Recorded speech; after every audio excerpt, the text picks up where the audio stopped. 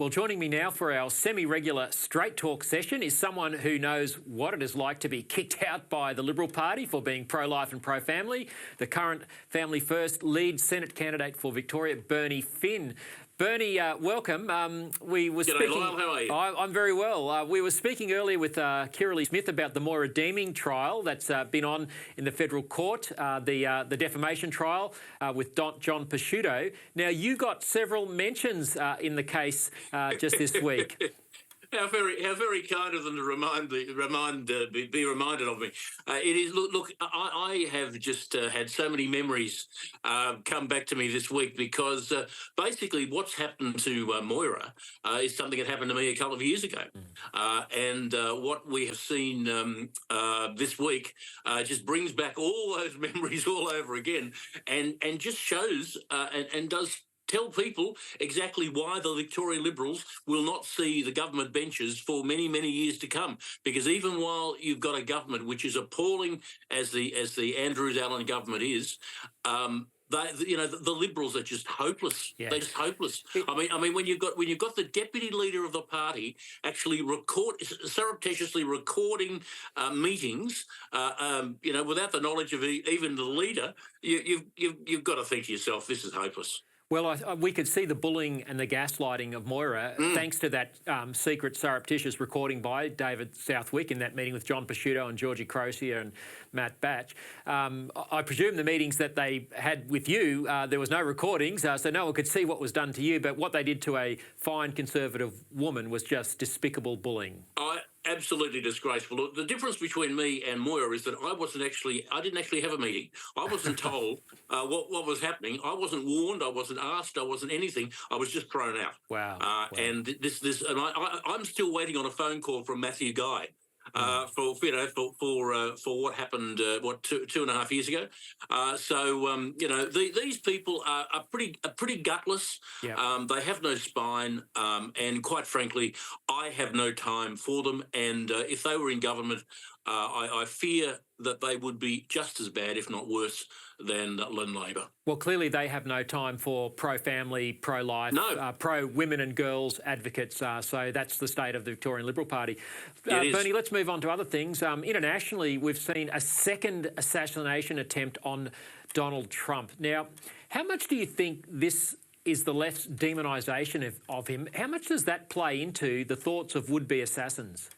I think it's almost 100% because you've got these people who are being, almost promoted into the job by people like Tim Wall's wife, who got up this week and carried on like a raving lunatic. The would-be deputy or vice president, rather, she got up and made a speech which was insane. He himself is quite loopy. We have heard these people for months and months and months, indeed years, say that President Trump is a threat to democracy, that he's going to destroy America, that all of these things that he's going to do, of course it is going to encourage the deranged. And that's exactly what's happened. And, don't be surprised if this is not the last one. I will be staggered, in fact, if we don't have more attempts on President Trump's life. And every single one of those, whether they be unsuccessful or whether they be successful, they are firmly and squarely on the shoulders of the Democrats, because they are promoting this stuff. Yeah, that's right. We haven't seen any assassination attempts on Joe Biden or Kamala Harris. It seems like all this heated up rhetoric against Trump, certainly, as you say, does incite. Bernie, back to Australian issues. You were watching the football the other night. You and I, we love our Indigenous brothers and sisters and we respect their culture. We do, absolutely. But I think it's time we drop these welcome to country sermons. Let's take a look at the latest. A welcome to country is not a ceremony that we've invented to cater for white people. It's a ceremony we've been doing for 250,000 years plus BC, and the BC stands for before Cook. Prior to colonisation, you could get yourself into a lot of trouble for walking on someone else's lands without being welcomed onto those lands. Bernie, this is more about BS than BC, isn't it? I mean, Absolutely. we just want to watch the footy. Absolutely. Yeah, well, look, I tuned in on Saturday night. I couldn't believe it. I hit Facebook almost immediately, and I said, "This bloke is one of the great BS artists of our time."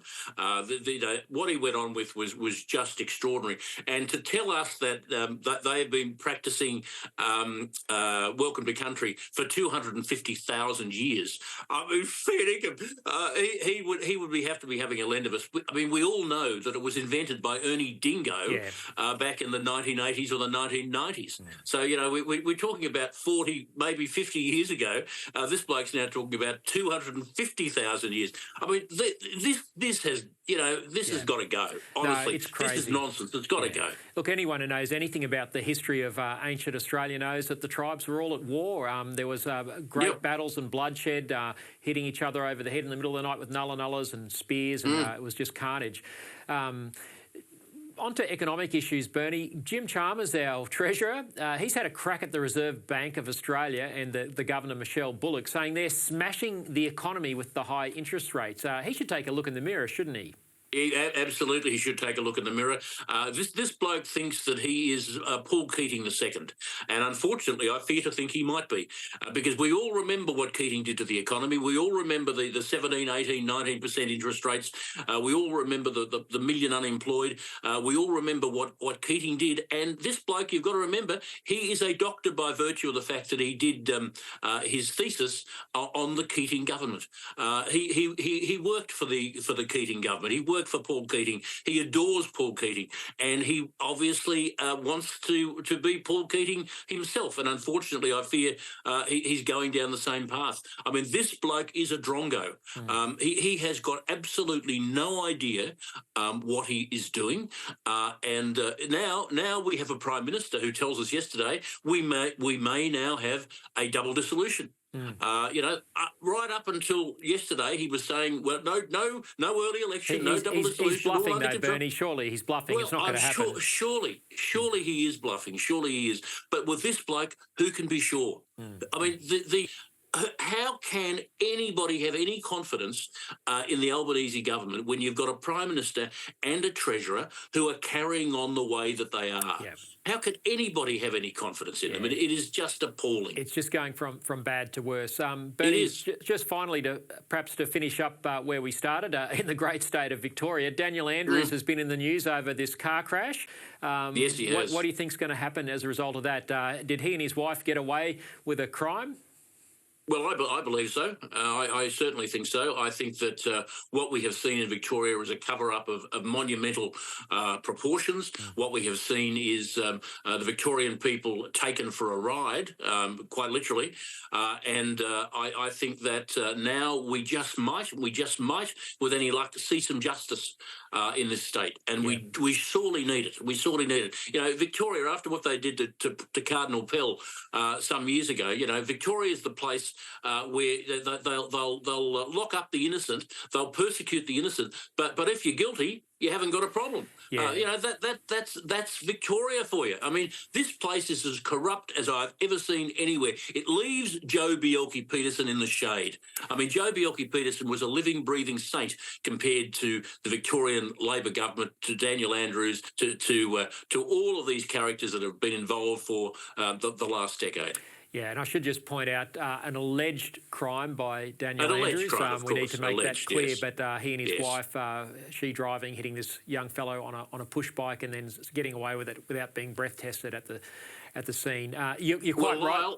Lyle, can I just say one thing? That yes, it's alleged.